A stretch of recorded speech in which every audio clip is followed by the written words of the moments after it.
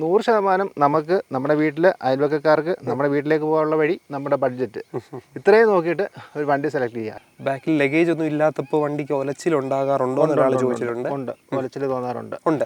Extra fittings ഒരു 1.5 ലക്ഷം രൂപ അതിന്റെ റേറ്റ്. അത് ഓർഡർ കൊടുത്തിട്ടുണ്ട്, 1 മാസത്തിനുള്ളിൽ അത് കിട്ടും.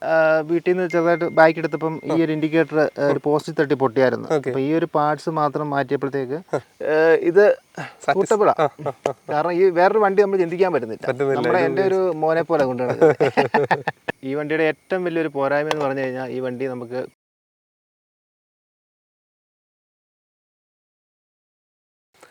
ഹലോ ഫ്രണ്ട്സ്, വാക്ക് വിത്ത് നഫിൻ്റെ ഏറ്റവും പുതിയ എപ്പിസോഡിലേക്ക് സ്വാഗതം. അതിരാവിലെ ഇത്ര അതിമനോഹരമായ സ്ഥലത്ത് നമ്മൾ ഇസുസു D-Max കൊണ്ട് നമ്മൾ വന്നിരിക്കുന്നത് നമ്മുടെ പത്തനംതിട്ടക്കാരുടെ ഒരു മൂന്നാർ എന്ന് വിശേഷിപ്പിക്കാവുന്ന ഒരു സ്ഥലത്താണ്. ചെങ്ങറ എന്നാണ് ഈ സ്ഥലത്തിൻ്റെ പേര്. രാവിലെയൊക്കെ വന്നു കഴിഞ്ഞാൽ ഭയങ്കര കോടമഞ്ഞൊക്കെ നിറങ്ങി ഭയങ്കര രസമാണ്. ഞങ്ങൾ കുറച്ചൊരു അരമണിക്കൂർ ലേറ്റ് ആയപ്പോഴത്തേക്ക് കുറഞ്ഞെങ്കിലും നല്ല രീതിയിലുണ്ട്. ഭയങ്കര അടിപൊളി ലൊക്കേഷനാണ്. അങ്ങനെ ഞങ്ങൾ ഈ വാഹനം കൊണ്ട് ഇവിടെ എത്തിയിരിക്കുന്നു. D-Max അത് ഒരു 4x4 വാഹനം ആകുമ്പോൾ തീർച്ചയായിട്ടും ഇതുപോലുള്ള സ്ഥലത്തിട്ട് ഷൂട്ട് ചെയ്താലേ അതിൻ്റെ ഒരു ഗുമ്മ വരുള്ളൂ. അതുകൊണ്ടാണ് നമ്മൾ ഇങ്ങോട്ട് വന്നത്. അപ്പം ഇസുസു D-Maxൻ്റെ യൂസർ എക്സ്പീരിയൻസിനായിട്ട് കുറേ പേര് റിക്വസ്റ്റ് ചെയ്തിട്ടുണ്ടായിരുന്നു. അതനുസരിച്ചാണ് നമ്മൾ ഇന്ന് നമ്മുടെ ഈ വീഡിയോ ചെയ്യുന്നത്. അപ്പം ഇസുസു D-Max എന്ന് പറയുമ്പം D-Max V-Cross ആണ് പലരുടെയും മനസ്സിൽ വരുന്നത്. ഈ D-Maxൻ്റെ S-Cab എന്ന് പറയുന്ന വേരിയൻ്റാണ് വന്നിരിക്കുന്നത്. ഇത് 4x4 തന്നെയാണ്. അപ്പം ഇത് 2017-18 സമയത്തൊക്കെയാണ് ഇന്ത്യൻ മാർക്കറ്റിൽ അവൈലബിൾ ആയിട്ട് തുടങ്ങിയിരിക്കുന്നത്. പല രാജ്യങ്ങളും ഇതുപോലത്തെ ലൈഫ് സ്റ്റൈൽ വാഹനങ്ങൾ അവരുടെ ജീവിതത്തിൻ്റെ ഭാഗമായിട്ട് തന്നെ നല്ല രീതിയിൽ ഉപയോഗിച്ച് വരുന്നു. പക്ഷേ നമ്മുടെ രാജ്യത്ത് നമ്മൾ കഴിഞ്ഞ ദിവസം നാനോയുടെ വീഡിയോയിൽ പറഞ്ഞ പോലെ ഇതുപോലെ പ്രാക്ടിക്കാലിറ്റി ഉള്ള വാഹനങ്ങൾ ഉപയോഗിക്കാൻ പലർക്കും മടിയാണ്.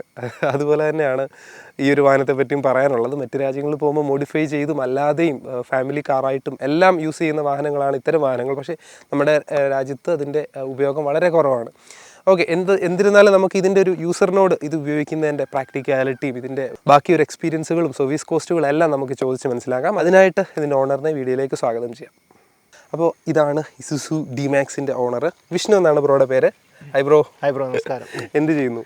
എനിക്ക് ബിസിനസ്സാണ്. പത്തനംതിട്ടയിൽ ആനപ്പാറയിൽ മിക്കി പെറ്റ്സ് എന്ന സ്ഥാപനം നടത്തുന്നത്. പെറ്റ് ഷോപ്പാണ്. പെറ്റ് ഷോപ്പ് മാത്രമല്ല, അക്വേറിയംസ്, ജീവനുള്ള എല്ലാ ഐറ്റംസും എല്ലാം ഉണ്ട്.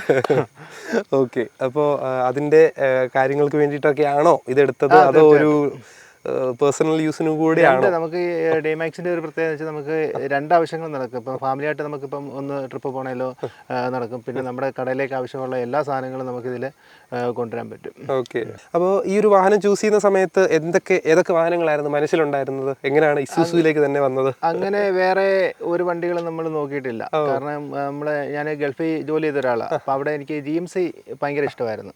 നമുക്കിവിടെ GMC കിട്ടത്തില്ലല്ലോ. അപ്പം അന്ന് തൊട്ടൊരു ആഗ്രഹമുണ്ട് ഈ വണ്ടി നമുക്ക് നാട്ടിൽ എന്നുള്ളത്. അത്രയും ബഡ്ജറ്റ് കാര്യങ്ങളൊന്നുമില്ല, എങ്കിൽ തന്നെ ആഗ്രഹം ഉണ്ടായിരുന്നു. പക്ഷേ നമ്മുടെ ഒരു ബഡ്ജറ്റ് അനുസരിച്ച് ആ ഒരു GMCയോട് കമ്പയർ ചെയ്ത് വരുന്ന വേണ്ടി ഈ ഒരു മാക്സി നമ്മുടെ ഒരു ബഡ്ജറ്റിൽ നിന്ന് ഇന്ത്യയിൽ നോക്കുമ്പോൾ അപ്പോൾ അതുകൊണ്ടാണ് ഒന്നാമത്തെ കാര്യം ഈ ഒരു വണ്ടി നമ്മൾ സെലക്ട് ചെയ്തെടുക്കാനായിട്ടുള്ള താല്പര്യം. അപ്പോൾ അങ്ങനെയാണ് ഇസുസുവിലേക്ക് ഇസുസു D-Maxലോട്ട് വരുന്നത്. അപ്പം ഇത് ഏത് ഇയർ ആണ് ഇത് എടുത്തത്? വേരിയന്റ് സ്പെക്കുകളൊന്നും പറഞ്ഞില്ല നമ്മൾ. ഏത് വേരിയന്റ് ആണ്? ഇത് D-Maxൻ്റെ S-Cab ആണ്. 2022 മോഡല്. ഇപ്പം 10 മാസം അടുപ്പിച്ച് ആവുന്നുള്ളൂ വണ്ടി എടുത്തിട്ട്. 8000 കിലോമീറ്റർ അടുപ്പിച്ച് വണ്ടി ഓടിയിട്ടുണ്ട്. ഓക്കെ, അപ്പോൾ ഇതന്ന് എടുത്തപ്പോൾ, അതായത് 22 എടുത്തല്ലേ? 22 എടുത്തപ്പോൾ ഓൺ റോഡ് പ്രൈസ് ഒക്കെ എത്രയായിരുന്നു? അന്നേരം ഒരു ഓഫർ ഉണ്ടായിരുന്നു. 13,40,000 രൂപയ്ക്കാണ് അന്ന് എടുത്തത്. ഇപ്പോഴത്തെ ഇതിന്റെ വില 14 ലക്ഷം രൂപ വരെയായി. 14 ലക്ഷം രൂപയാണ് ഇതിന് ഓൺ റോഡ് പ്രൈസ് ആയത്. അന്ന് V-Cross നോക്കിയിരുന്നോ? V-Cross വേരിയന്റ് V-Cross ഓടിച്ചു നോക്കിയിരുന്നു. പക്ഷെ നമുക്ക് അത്രയും ബഡ്ജറ്റ് ഇല്ലാത്തതുകൊണ്ട് നടന്നില്ല. ഓക്കെ, അത് എത്രയായിരുന്നു? അതിനിപ്പോ 34 ലക്ഷം രൂപ. 34 വരുന്നുണ്ടല്ലേ? ചെറിയൊരു വ്യത്യാസമേ ഉള്ളൂ ഇതും തമ്മിൽ. കുറച്ച് ഇന്ത്യയിലെ വ്യത്യാസം, പിന്നെ കുറച്ചുകൂടെ ഓടിക്കാൻ പവർ വ്യത്യാസമുണ്ട്.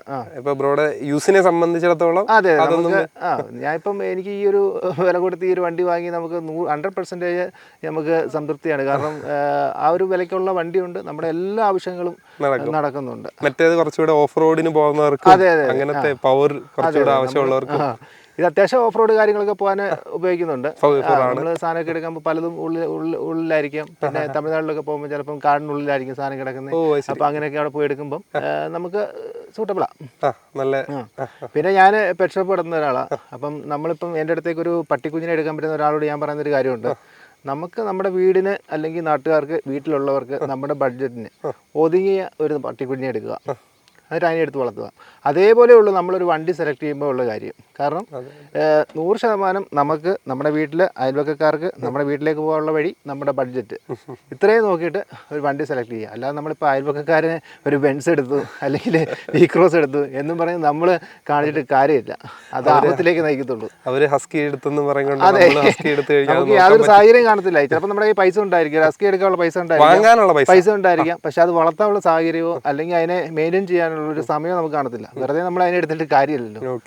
അതുപോലെ തന്നെ ബ്രോ ഇപ്പോൾ വേറൊരു കാർ എടുത്തിരുന്നെങ്കിൽ ഇതുപോലത്തെ ആവശ്യങ്ങൾക്ക് വേറൊരു വണ്ടിയുടെ രണ്ടാമത് എടുക്കേണ്ടി വരും, പിക്കപ്പോ അല്ലെങ്കിൽ എന്തെങ്കിലും ഒന്നുകൂടെ വേണ്ടി വന്നു. എൻ്റെ ഒരു ആവശ്യം അനുസരിച്ച് വേറൊരു വണ്ടി ഞാൻ കാണുന്നില്ല. കാരണം ഈ ഒരു വണ്ടി അല്ലാതെ ഞാനിപ്പോൾ എടുത്ത് എനിക്ക് 100% ഇത് സൂട്ടബിളാ. കാരണം ഈ വേറൊരു വണ്ടി നമ്മൾ ചിന്തിക്കാൻ പറ്റുന്നില്ല. നമ്മുടെ എൻ്റെ ഒരു മോനെ പോലെ കൊണ്ടുവരുന്നത് വണ്ടി അതുപോലെ സ്നേഹിക്കുന്ന വലിയ വണ്ടി പ്രാന്തനൊന്നുമല്ല, പക്ഷെ ഈ വണ്ടിയോട് എനിക്ക് ഭയങ്കര ഇഷ്ടമാണ്. അതുപോലെ എൻ്റെ മോന് ഭയങ്കര ഇഷ്ടമായി വണ്ടി. അവന് കുഞ്ഞാ 4 വയസ്സായതേ ഉള്ളൂ, ഇപ്പോഴേ വണ്ടി ക്രേസാ.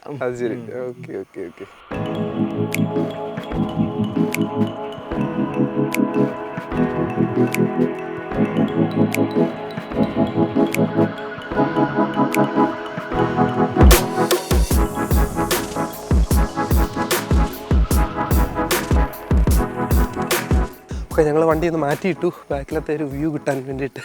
ഇടയ്ക്കൊക്കെ മയിലുണ്ടല്ലേ? മയിലുണ്ട്, ശബ്ദമൊക്കെ കേൾക്കാം ഇടയ്ക്ക്. ഓക്കെ, അപ്പം നമുക്ക് ഇസൂസു D-Maxന്റെ അടുത്തതായിട്ട് അറിയാനുള്ളത്, ഇത് 2.5 ലിറ്റർ എഞ്ചിനാണ് വരുന്നത്. അപ്പം 17-9 bhp എന്താണ് വരുന്നത്. അപ്പോൾ ഇതിൻ്റെ ഒരു പെർഫോമൻസ്, യാത്രാ സുഖം അല്ലെങ്കിൽ ഓടിക്കുന്നതിൻ്റെ ഒരു കംഫർട്ട് ഒക്കെ എങ്ങനെ? യാത്രാ സുഖം, ഞാൻ ലോങ് ഒക്കെ പോകാറുണ്ട്, തമിഴ്നാട് ബാംഗ്ലൂരൊക്കെ പോകാറുണ്ട്. ബാംഗ്ലൂരൊക്കെ കുഴപ്പമില്ലാത്ത ഫീലിങ്സ് ആയിട്ടുള്ളത്. കാരണം നമുക്ക് എത്ര ഓടിച്ചാലും ടയർഡ് ആയിട്ടില്ല. പിന്നെ ലോഡൂടെ കയറുമ്പോഴത്തേക്ക് നല്ല എക്സ്പീരിയൻസാണ്. ലോങ് ഒക്കെ പോകുമ്പം ബോഡി റോളിങ്ങോ അതായത് കൂടെ യാത്ര ചെയ്യുന്നവർക്ക് കുഴപ്പം ഇതുവരെ തോന്നിയിട്ടില്ല. കുഴപ്പമൊന്നും തോന്നിയിട്ടില്ല. അധികം വണ്ടി ഓടിയിട്ടുമില്ലല്ലോ നമ്മൾ. അല്ല, ബാംഗ്ലൂർ പോയ സ്ഥിതിക്ക് ചോദിച്ചത്. അപ്പോൾ ബാംഗ്ലൂരൊക്കെ പോയതല്ലേ, അപ്പോൾ അത്യാവശ്യം സ്പീഡിംഗ് ഒക്കെ ചെയ്യാൻ പറ്റുന്ന റോഡുകളാണ്. അപ്പം എത്ര വരെ സ്പീഡ് ഇതിൽ കംഫർട്ടബിൾ ആയിട്ട് കയറ്റാൻ പറ്റി? നമുക്ക് ഈ വണ്ടിയുടെ ഏറ്റവും വലിയൊരു പോരായ്മ എന്ന് പറഞ്ഞു കഴിഞ്ഞാൽ, ഈ വണ്ടി നമുക്ക് കൊമേഴ്ഷ്യൽ രജിസ്ട്രേഷൻ മാത്രമേ ചെയ്യാൻ പറ്റത്തുള്ളൂ. അപ്പം വണ്ടി 18 ബ്ലോക്കാണ്. 80 കിലോമീറ്ററിന് മുകളിലോട്ട് വണ്ടി ഓടിക്കാൻ പറ്റത്തില്ല. 80 ബ്ലോക്കാണ്. അപ്പം നമ്മൾക്കിപ്പം 2 കാര്യങ്ങൾക്ക് വേണ്ടി ഉപയോഗിക്കുന്ന ഒരാൾക്ക് അത് ഒരു പ്രശ്നമല്ല, പക്ഷേ ഫാമിലി യൂസിന് അവർക്ക് ബുദ്ധിമുട്ടായിരിക്കും. അതിന് മാത്രം, അല്ലെങ്കിൽ അവർ V-Crossലോട്ട് പോകേണ്ടി വരും. അതെ, അതാണ് ഏറ്റവും വലിയൊരു പോരായ്മ വരുന്നത്. അങ്ങനെ തോന്നിയിട്ടില്ല. വേറൊന്നും അങ്ങനെ സ്പീഡ് അത്രേ കയറാൻ പറ്റുള്ളൂ. അത്രേ പറ്റത്തുള്ളൂ. ഓക്കെ, അപ്പം ആ ഒരു സ്പീഡിൽ പോകുമ്പോൾ എങ്ങനെയുണ്ട് ഇതിന്റെ യാത്രാ സുഖം? കുഴപ്പമില്ല, നമ്മുടെ നാട്ടിൽ വലിയ കുഴപ്പമില്ല. പക്ഷെ പുറത്തേക്കൊക്കെ പോകുമ്പോൾ നമുക്ക് 80 ഒരിക്കലും ഓടിച്ചു പോകാൻ പറ്റത്തില്ല. മടുപ്പ് തോന്നും, സ്പീഡ് കയറാൻ പറ്റാത്തതുകൊണ്ട്. ഓക്കെ. പിന്നെ അതുപോലെ മൈലേജിനെ പറ്റി ഇവിടെ അറിയണം. അത്രയും ബാംഗ്ലൂരൊക്കെ പോയി ലോങ് പോയപ്പോഴത്തെ മൈലേജ് എത്ര? മൈലേജ് ഒരു 15 കിലോമീറ്ററാണ് കമ്പനി പറയുന്നത്. നമുക്കൊരു 12 തൊട്ട് 13 വരെ കിട്ടിയിട്ടുണ്ട്. ഓക്കെ, അത്രയാണ് മൈലേജ് വരുന്നത് ലോങ് പോകുമ്പോഴും. നമ്മുടെ സിറ്റിയിൽ കിടന്ന് ഓടുമ്പോൾ വേറെ സ്പെഷ്യൽ ആയിട്ട് നോക്കിയിട്ടുണ്ടോ? അത് ആവറേജ് മൈലേജ്, ഈ ഒരു ആവറേജിലാണ് മൈലേജ് കിട്ടുന്നത്. ഓക്കെ. പിന്നീട് ഇതിനെപ്പറ്റി അറിയാനുള്ളത് ഇതിന്റെ സർവീസ് കാര്യങ്ങളാണ്. സർവീസിന്റെ അവൈലബിലിറ്റി, അതുപോലെ സർവീസ് എത്ര കിലോമീറ്റർ ആണ് സർവീസ് പറയുന്നത് അവര്? ആദ്യത്തെ ജനറൽ ചെക്കപ്പ് വരുന്നത് 5000 കിലോമീറ്ററിലാണ്. അത് കഴിഞ്ഞിട്ടുണ്ട്. ഇനി ജസ്റ്റ് സർവീസ് വരുന്നത് 10000 കിലോമീറ്റർ. അന്നേരം ഓയിൽ ചേഞ്ച് മാത്രമേ ഉണ്ടായിരിക്കുള്ളൂ. പിന്നെ 40 തൊട്ട് 50 കിലോമീറ്ററിനിടയിൽ ഫുള്ള് മേജർ ചെക്കപ്പ്. ഓക്കെ, ഈ ചെക്കപ്പ് 5000 കഴിഞ്ഞപ്പം എന്ത് എമൗണ്ട് ആയി? അന്നേരം നമുക്കൊരു 2500 രൂപ അടുപ്പിച്ചേ ആയിട്ടുണ്ടായിരുന്നുള്ളൂ. ഓക്കെ, അപ്പോൾ അതിനകത്ത് എന്തെങ്കിലും മാറ്റേണ്ടി വന്നോ? ഇല്ല, അത് general checkup just full checkup ചെയ്ത് കാര്യങ്ങൾ എടുക്കുമായിരുന്നു. കംപ്ലൈൻസുകളായിട്ട് പറയാനായിട്ടൊന്നും ഇല്ലായിരുന്നു. ഓക്കെ. പിന്നീട് ഇതിന്റെ ആൾക്കാർ കുറച്ച് പേര് ചോദിച്ചിട്ടുണ്ടായിരുന്നു സർവീസ് സെന്റർ അവൈലബിലിറ്റി. കാരണം എല്ലായിടത്തും ഇല്ല എന്നുള്ളൊരു ഇത്. പത്തനംതിട്ടയെ സംബന്ധിച്ചിടത്തോളം ഇതുവരെ ഷോറൂം മാത്രമേ ഉണ്ടായിരുന്നുള്ളൂ. എന്താണ് അതിന്റെ? നമുക്ക് പത്തനംതിട്ടയില് സർവീസിങ് ഇല്ല. ഇപ്പം സെപ്റ്റംബർ മാസം പത്തനംതിട്ട വരുന്നുണ്ടെന്ന് ഇതുപോലെ അറിഞ്ഞു. നമുക്ക് ചെക്കപ്പ് ചെയ്യാൻ വന്നത് തിരുവനന്തപുരത്ത് നിന്ന് വന്ന് ചെയ്യുമായിരുന്നു. ഓക്കെ, ഷോറൂമിൽ കൊണ്ടുപോയതേ ഉള്ളൂ? ഷോറൂമിൽ കൊണ്ടുപോയുള്ളൂ. ഓക്കെ, അപ്പം അങ്ങനെയാണ് എല്ലാ വാഹനങ്ങളും? അങ്ങനെയാണ്. ഓക്കെ, അപ്പോൾ നിയറസ്റ്റ് സർവീസ് സെന്റർ ഇവിടെ ഉള്ളത് ഇപ്പം കുമ്പഴ വരുന്നുണ്ട് സെപ്റ്റംബർ മാസം. ഓക്കെ, അല്ലാതെ ഇപ്പൊ എന്തെങ്കിലും ആവശ്യം ഉണ്ടെങ്കിൽ ഇവിടെ? അല്ലാതെ ഓമല്ലൂര് അത്യാവശ്യം വർക്കും കാര്യങ്ങളൊക്കെ അവിടെ ചെയ്യുന്നുണ്ട്. ഓമല്ലൂര് അവിടെ ചെയ്യുന്നുണ്ട്. സർവീസ് അവൈലബിലിറ്റി ഇപ്പം അത്യാവശ്യം അത് കുഴപ്പമില്ല, സോർട്ട് ചെയ്ത് കുഴപ്പമില്ല. പിന്നീട് ഇതിൻ്റെ സർവീസ് കോസ്റ്റിനെ പറ്റി ചോദിക്കുകയാണെങ്കിൽ 10,000 കിലോമീറ്റർ സർവീസിന് എത്ര കോസ്റ്റ് ആവുന്ന വല്ലവർ പറഞ്ഞിട്ടുണ്ട്? 5000 രൂപ ആവുമെന്നാണ് പറഞ്ഞത്. ആ ഒരു റേഞ്ചിൽ നിൽക്കും. Okay okay okay. പിന്നീട് നമ്മൾ കഴിഞ്ഞ ദിവസം ഒരു പോസ്റ്റ് ഇട്ടിട്ടുണ്ടായിരുന്നു ഈ വണ്ടിയെ പറ്റിയുള്ള സംശയങ്ങൾ ആൾക്കാർ ചോദിക്കാൻ. അപ്പോൾ ഞാൻ Isuzu D-Max V-Crossൻ്റെ എന്നാണ് ചോദിച്ചത്. അപ്പം അതിൻ്റെയാണ് കൂടുതൽ പേരും കമൻറ്റ് ചെയ്തിരിക്കുന്നത്. അപ്പം അതിൻ്റെ അല്ലെങ്കിൽ നമ്മൾ ചോദിക്കുകയാണ്.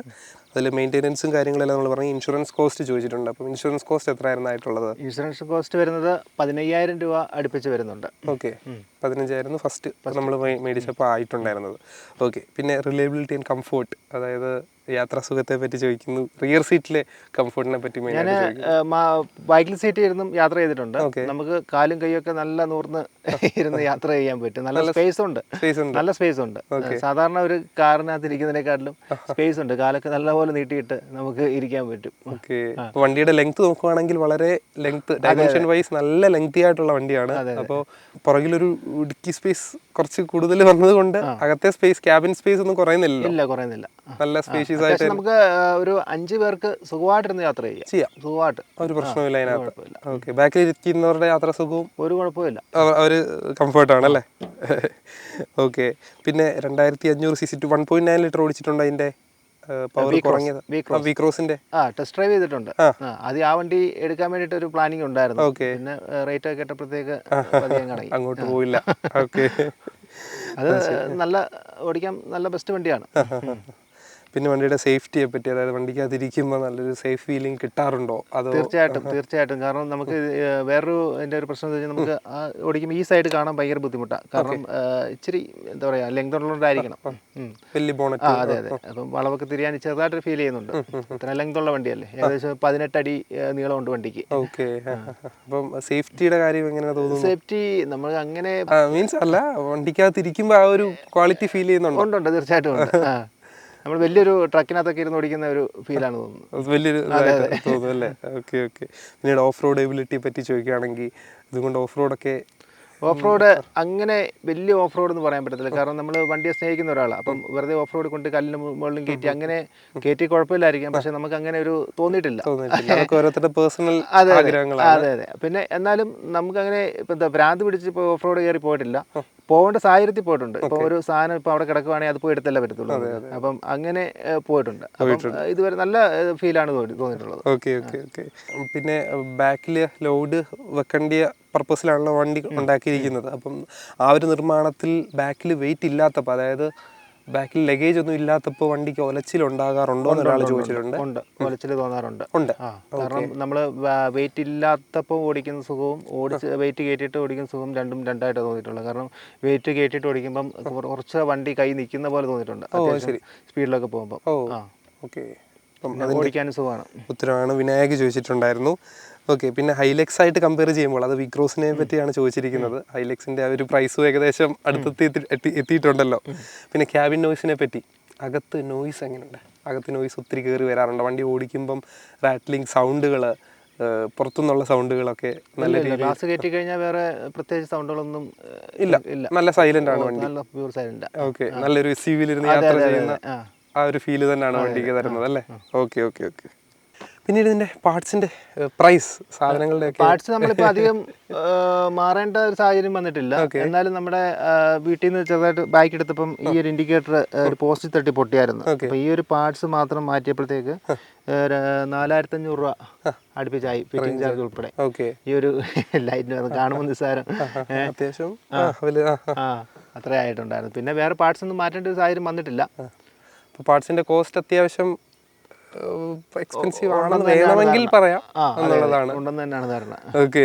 പിന്നെ പലരും number plate, yellow number plate നോക്കി ആൾക്കാരെന്ത് പറയാറുള്ളത്? നമ്പർ പ്ലേറ്റ് ഇത് നമ്മൾ ഒരിക്കലും ഒരു യെല്ലോ നമ്പർ പ്ലേറ്റ് ഓടിക്കാൻ താല്പര്യമുള്ള ഒരാളല്ല. പക്ഷേ നമ്മുടെ ആവശ്യം അത്രത്തോളം ആയതുകൊണ്ടാണ് ഈ ഒരു വണ്ടി എടുക്കാനുള്ള കാരണവും. പിന്നെ നമ്മൾ ഇത് കൊമേഴ്ഷ്യലായിട്ട് മാത്രമേ രജിസ്റ്റർ ചെയ്യാൻ പറ്റത്തുള്ളൂ എന്ന് പറഞ്ഞായിരുന്നു. അതുകൊണ്ടാണ് എസ്ക്യാബ്. V-Cross പ്രൈവറ്റ് രജിസ്റ്റർ ചെയ്യാൻ പറ്റും. എസ്ക്യാബ് ടാക്സി പെർമിറ്റിൽ മാത്രമേ വണ്ടി കിട്ടത്തുള്ളൂ. അതുകൊണ്ടാണ് ഈ യെല്ലോ നമ്പർ പ്ലേറ്റ് കിട്ടിയത്. അല്ലാതെ നമ്മളൊരിക്കലും സെലക്ട് ചെയ്തെടുത്ത സംഭവമല്ല. ടാക്സി പെർമിറ്റ് നമ്മൾ എടുക്കുന്നു പറഞ്ഞിട്ട് എടുത്തല്ല, അതിന്റെ ഒരു ആവശ്യം നമുക്കില്ലായിരുന്നു. അല്ലെങ്കിൽ വൈറ്റ് എടുത്തിട്ട് നമ്മൾ ഈ സാധനങ്ങൾ കൊണ്ടുപോകുമ്പോൾ ചെക്കിങ് വരുമ്പോൾ തീർച്ചയായിട്ടും ഇവരെയൊക്കെ പോകുന്നതുകൊണ്ട് ബുദ്ധിമുട്ട് വരും. അപ്പോൾ അത് ഈ ഒരു വേരിയന്റിന് അവൈലബിൾ അല്ല, കിട്ടത്തില്ല. Okay okay. പിന്നെ ഇത്തരം ഒരു ലൈഫ് സ്റ്റൈൽ വാഹനം എടുത്തപ്പോൾ എങ്ങനെയാണ് ആൾക്കാരുടെ ഒരു, ഇപ്പം ബ്രോഡർ റിലേറ്റീവ്സ് ഫ്രണ്ട്സ് അവരുടെയൊക്കെ ഒരു അപ്രോച്ച് എങ്ങനെയായിരുന്നു? നല്ല അഭിപ്രായം. നമ്മളിപ്പോൾ ഒരു വണ്ടി റോഡിൽ കൂടെ ഓടിച്ചു പോകുമ്പോൾ തന്നെ ആൾക്കാർ നോക്കുന്നുണ്ട്. നമുക്കത് കാണുമ്പോൾ ഒരു സന്തോഷമാണ്. വേറെ ഒന്നും കൊണ്ടല്ല, നമ്മളെ ശ്രദ്ധിച്ചല്ലോ എന്നുള്ള ഒരു പിന്നെ എല്ലാവരും ഇപ്പോൾ വണ്ടി എടുക്കുന്നതെന്ന് പറഞ്ഞു കഴിഞ്ഞാൽ ഈ പറഞ്ഞ ഒരിക്കലും അവർക്ക് ആവശ്യമുള്ളൊരു വണ്ടി ആയിരിക്കത്തില്ല അവർ ഉപയോഗിക്കുന്നത്. ഇപ്പോൾ ഒരാവശ്യമില്ലാത്തവനും പോയി ചിലപ്പോൾ വലിയ വണ്ടി എടുക്കും. അതിൻ്റെ ആവശ്യം എന്താണെന്ന് നോക്കാതെ. അതെ അതെ, നമ്മുടെ ആവശ്യം എന്താണെന്നോ അത് നോക്കിയിട്ട് വാഹനം എടുക്കണമെന്നാണ് എൻ്റെ ഒരു അഭിപ്രായം. ഓക്കെ. അപ്പം ചിലരിപ്പം പറയും ട്രക്ക് കൊണ്ടൊക്കെ എങ്ങനെ പോകുന്നു, മീൻസ് നമ്മുടെ പേഴ്സണൽ ആവശ്യങ്ങൾക്ക്.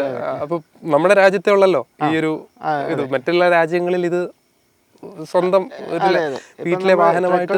ഗൾഫിലെല്ലാം കൂടുതലും ഈ വണ്ടി തന്നെയാണ് ഉപയോഗിക്കുന്നത്. ഒരുമാതിരിപ്പെട്ട എല്ലാ വീടുകളിലും ഈ വണ്ടി ഉണ്ടാവും. റാപ്റ്ററുകള്, അതുപോലെ ജിഎംസികള്, ടൊയോട്ടയുടെ ഹൈലക്സ് എല്ലാം ഉണ്ടാവും. നമ്മുടെ നാട്ടിലേ ഉള്ളൂ ട്രക്ക് കൾച്ചർ അധികം അങ്ങനെ വന്നു തുടങ്ങാത്തത്. അപ്പം ഒരുമാതിരിപ്പെട്ടവരെല്ലാം ഈ വണ്ടി എടുക്കണമെന്നാണ് എൻ്റെ ഒരു അഭിപ്രായം. അവർക്ക് ഉപകാരപ്പെടും. അത്യാവശ്യം ലഗേജ് ഒക്കെ ഇടയ്ക്ക് കൊണ്ടുവരാനുള്ളവര് പേഴ്സണൽ യൂസിലാണെങ്കിൽ പോലും അല്ലേ. പിന്നെ ഇത് ഇപ്പം ഓപ്പൺ ആണ്. ഇതിന് ഇപ്പം നമുക്ക് കവർ ചെയ്യാനുള്ളൊരു കവർ ഓർഡർ ചെയ്തിട്ടുണ്ട്. അത് എക്സ്ട്രാ ഫിറ്റിംഗ് ഒരു 1.5 ലക്ഷം രൂപ അതിന്റെ റേറ്റ്. അത് ഓർഡർ കൊടുത്തിട്ടുണ്ട്. ഒരു മാസത്തിനുള്ളിൽ അത് കിട്ടും. ആ ഒരു കവറിന് 1.5 ലക്ഷം രൂപ. അത് കുറച്ചുകൂടെ കാണാനൊക്കെ സൂട്ടബിളാണ്. അത് ഓപ്പൺ ആക്കാൻ എങ്ങനെയുണ്ട് അതിന്റെ കംഫർട്ടബിലിറ്റി? ഫുൾ ആയിട്ട് എടുത്ത് മാറ്റണോ?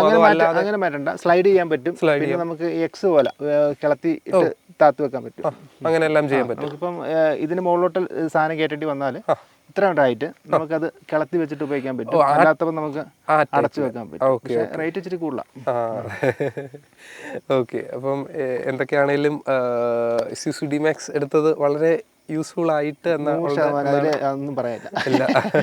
എങ്കിലും ഞാൻ ചോദിക്കുകയാണ്, ഇതിന്റെ പോരായ്മകൾ എന്തൊക്കെ തോന്നിയിട്ടുണ്ട്? പോരായ്മകൾ ഈ പറഞ്ഞ ഈ കൊമേഴ്ഷ്യൽ രജിസ്ട്രേഷൻ മാത്രമേ നമുക്ക് പോരായ്മയായിട്ട് തോന്നിയിട്ടുള്ളൂ. അത് പ്രൈവറ്റ് കൂടെ കൊണ്ടുവരേണ്ടിയായിരുന്നു. തീർച്ചയായിട്ടും. നമ്മുടെ നാട്ടിൽ എന്താ അങ്ങനെയെന്ന് അറിയില്ല. കാരണം ഇത്രയും നല്ലൊരു വണ്ടിക്ക് എന്തുകൊണ്ട് പ്രൈവറ്റ് രജിസ്ട്രേഷൻ കിട്ടുന്നില്ലെന്ന് അറിയത്തില്ല. പിന്നെ 2 വർഷം കൂടുമ്പോൾ നമുക്ക് ഇതിന്റെ ടെസ്റ്റിംഗ് വരുന്നുണ്ട്. 2 വർഷം കൂടുമ്പോൾ ടെസ്റ്റിംഗ് ചെയ്യണം. ഇതായതുകൊണ്ട്. അതെ അതെ. ഇതൊക്കെയാണ് പോരായ്മയായിട്ട് തോന്നുന്നത്. അല്ലാതെ വണ്ടിയെ പറ്റിയുള്ള പോരായ്മകൾ അങ്ങനെ ഒന്നും തോന്നിയിട്ടില്ല ഇതുവരെ.